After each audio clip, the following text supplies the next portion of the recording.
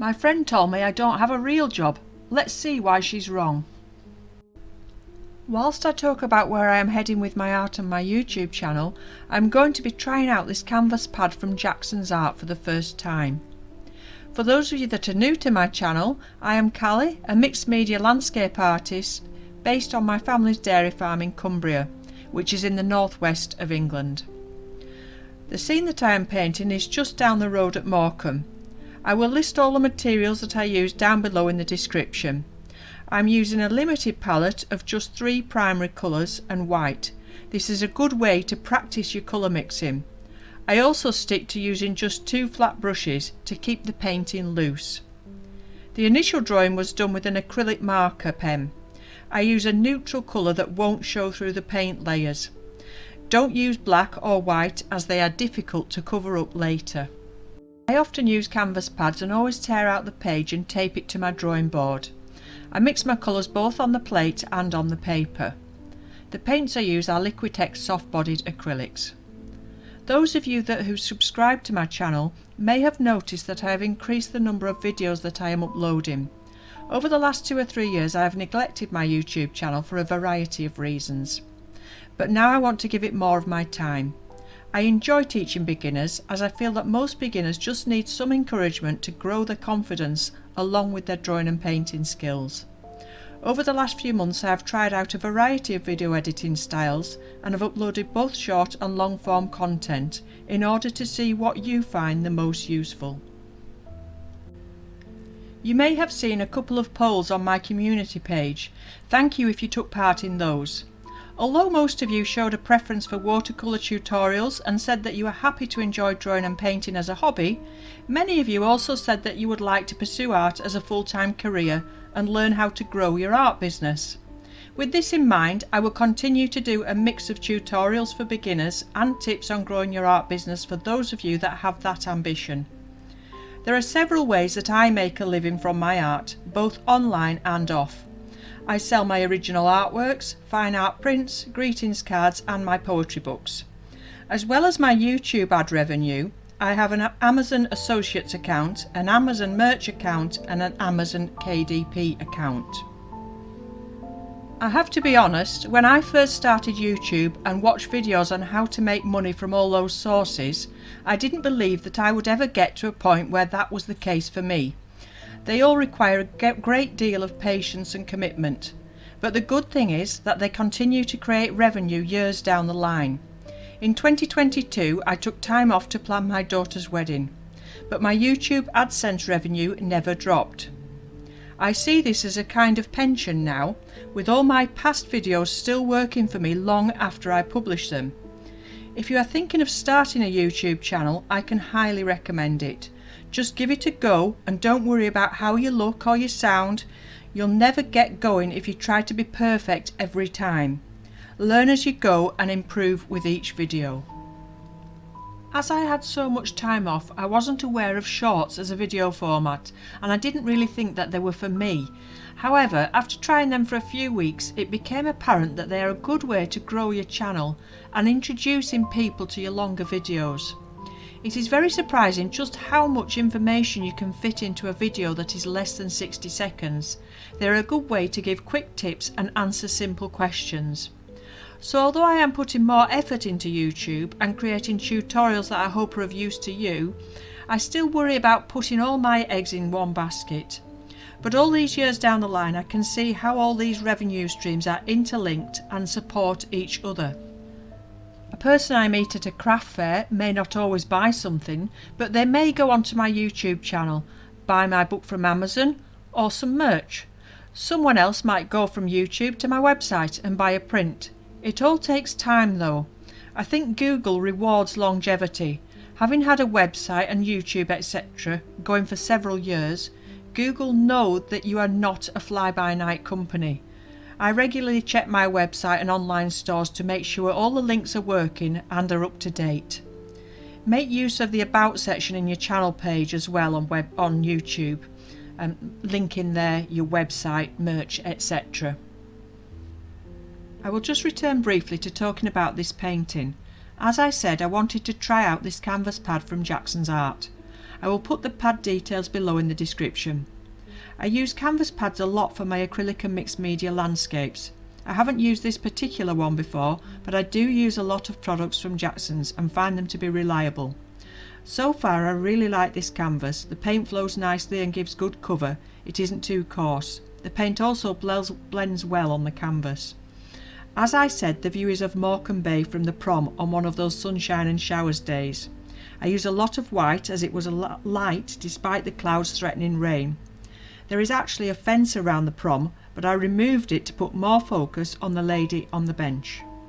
I wash and dry my brushes to use to blend the clouds between adding colours. Using such a limited palette is making life difficult for yourself, but it really makes you think about your colour mixes. It also makes the painting harmonious. If you want to ask anything about the painting process, please use the comments below. To get back to growing your art business, I think that developing your art style is the most important step. I did a video on this that I will link here. It took me a long time to develop my style, which I feel I now have, and since then I have begun to sell my original paintings much more frequently. Having a distinct style looks professional on your website and Instagram feed. I keep my Instagram feed for my own artwork and only put sketches and YouTube pieces into stories. That way my Instagram feed can now start to look more like a professional gallery page. Developing your style and learning how to edit YouTube videos in public by putting yourself online is quite daunting. However, it is also very rewarding. Ignore any thumbs down or negative comments and focus on all the like-minded people you will find here. Your biggest supporters will be the other artists who know how difficult it is. Those criticising are usually the ones who haven't given it a try. To get anywhere on YouTube, you need to put your head above the parapet and develop a thick skin. When I first started my YouTube channel, I watched a lot of videos by channels such as Think Media and vidIQ, and I still do, to keep up to date with as much as possible. I am constantly learning, but still have no idea why some videos do so much better than others that I like more. I cringe at some of my old videos, but leave them up as I can see my progression and because they are still making money. Don't worry about competing with other art channels, as there are so many. Just be yourself. There are always going to be people watching, interested in art, as it is such a relaxing and rewarding hobby. There is room for all types of art channels on YouTube, so just give it a go. This advice can also apply to your paintings. Don't worry about what other people are selling, do what you enjoy and you will find your collectors in time. In truth, I began by selling paintings of animals because the subjects were familiar to me as a farmer's wife and because I thought they would sell. They did sell okay, but I wasn't passionate enough about them, so soon became bored. I am most passionate about hill walking, but used to lack confidence in painting landscapes. I thought that I couldn't do justice to our beautiful countryside. Then a friend said that that's not what it's about what the landscape means to you and what inspires you to draw and paint it. The best compliment I've received about my work was from someone that said they could tell that I'd been on the top of the fellow that I had painted. I can't imagine ever getting bored of painting landscapes, and I feel I have so much more to learn, always striving for the next painting to be better than the last. Like many of you, I first started painting with watercolours.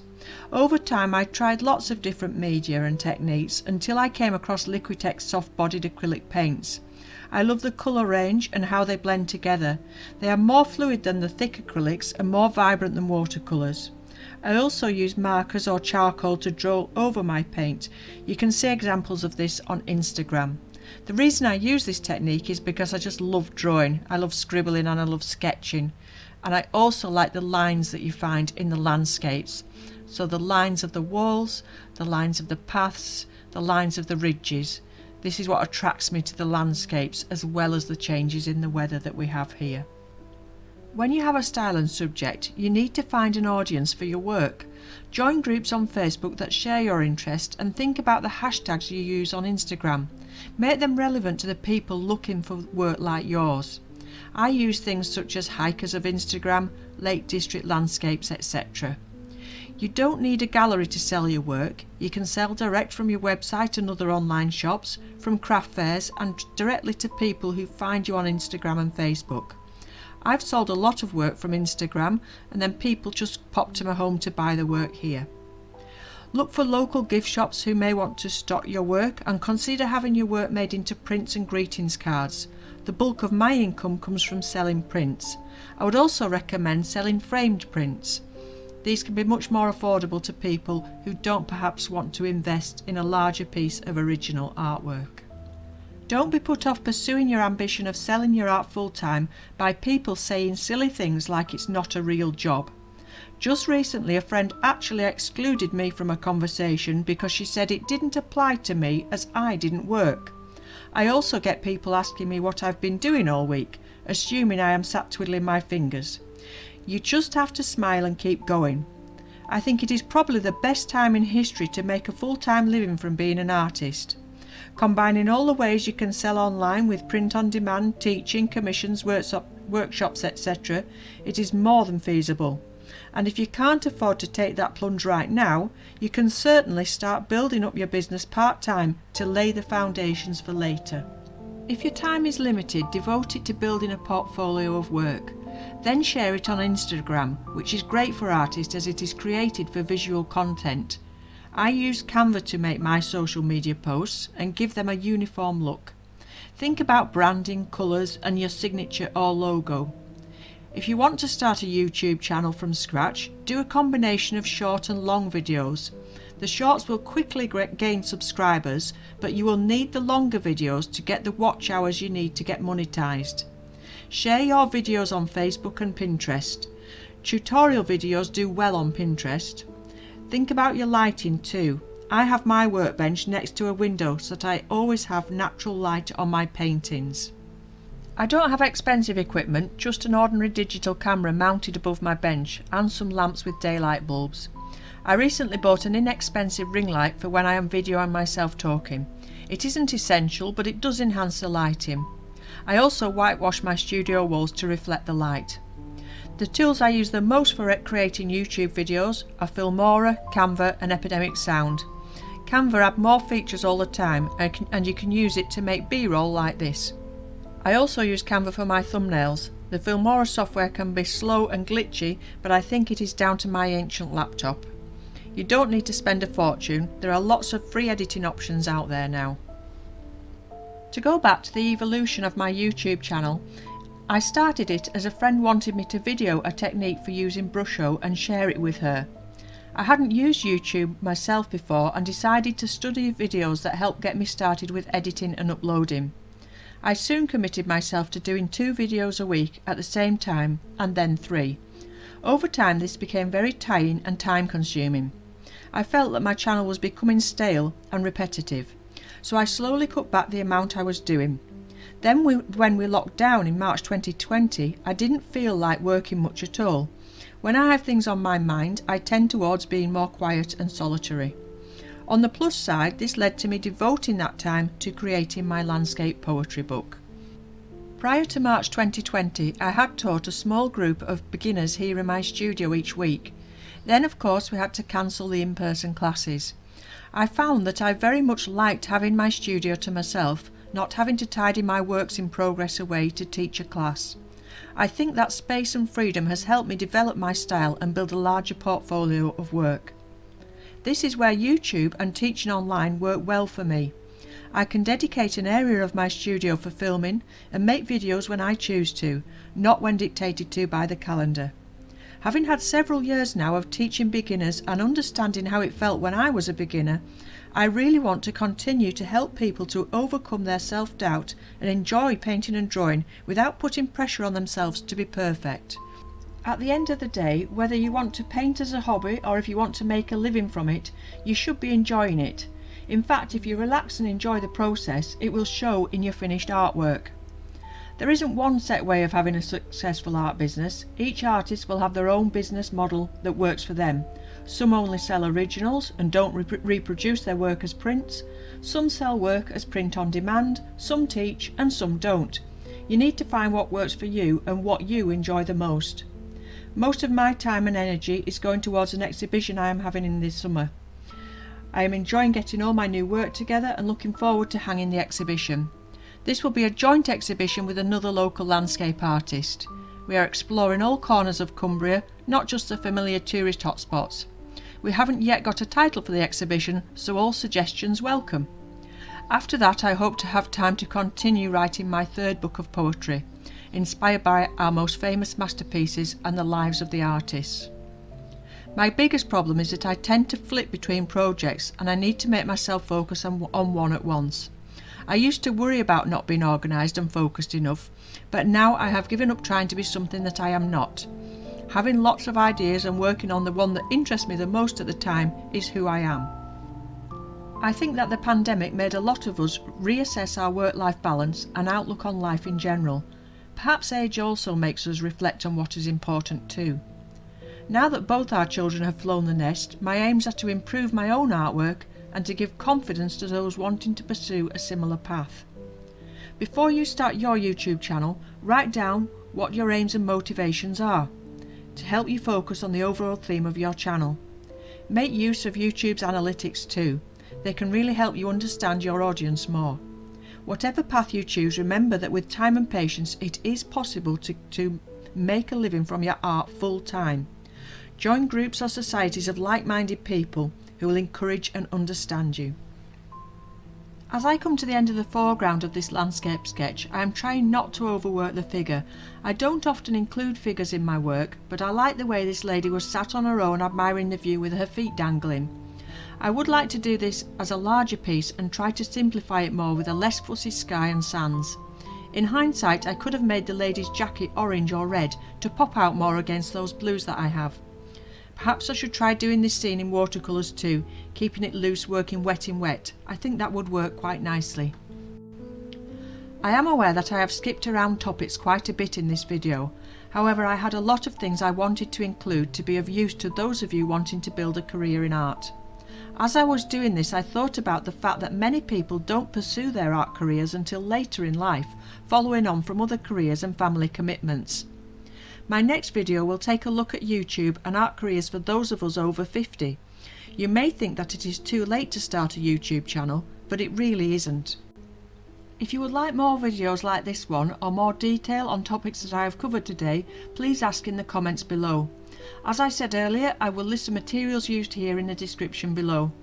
As far as reviewing this canvas pad goes, I really like it and will certainly use it again. I would like to do more sketches of Morecambe before the prom changes with the exciting arrival of the Eden project. To conclude, whatever your ambitions are for your art, do it for yourself, enjoy it and don't worry about every piece being perfect. I will be back soon with another tutorial or demonstration. Thank you very much for watching and I'll see you again soon.